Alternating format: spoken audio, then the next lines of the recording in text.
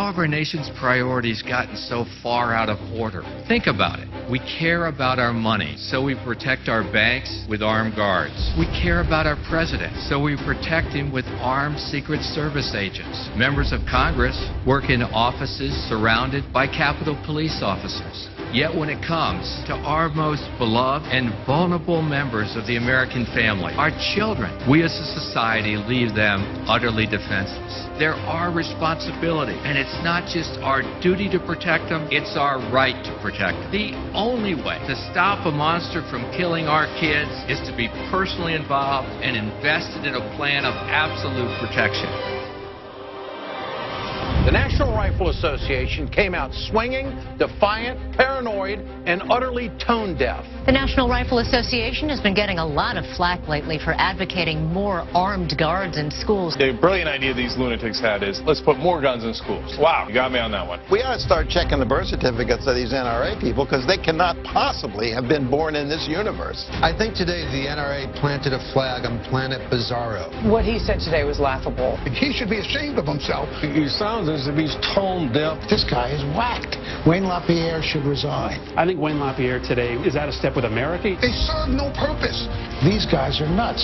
Evil. That's the word that just kept popping up in my mind. This is a simple idea from a simple guy that we need not to spend any time talking about. There's no research that says that putting more firearms in the hands of trained or untrained professionals in a shootout is going to make anybody who's sitting around safer. You, sir, are in the head.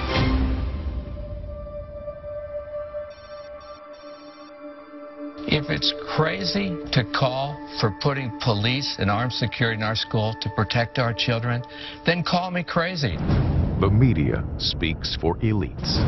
America speaks for itself. And you remember when Wayne LaPierre came out and suggested that, he was scoffed at. I mean, in the media, people said, oh my gosh, that was their brilliant idea, and then this is all they came up with? The NRA was criticized, but now the White House is being pressed by lawmakers to possibly do just that. They have faced what I've called the post-Newtown witch hunt over the last week. It's rather unfortunate. We have an armed guard at every school in the country. That's what the NRA believes. They told me last week that that could work. You know, I am skeptical that the only answer is putting more guns in schools. Armed guards good enough for David Gregory's kids' school, not for the rest of us. School Obama's daughters attend has 11 armed guards.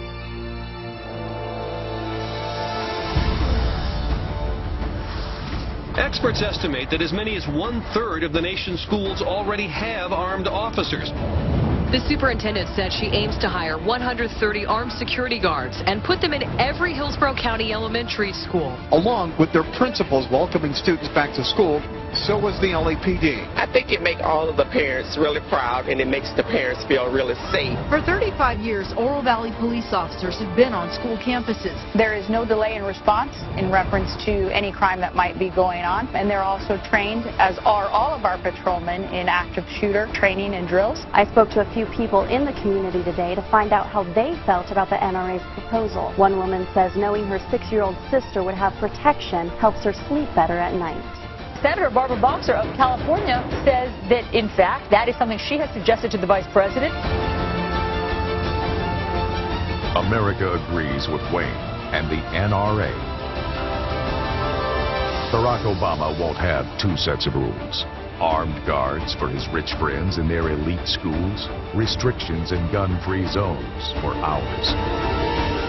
The only thing that stops a bad guy with a gun is a good guy with a gun.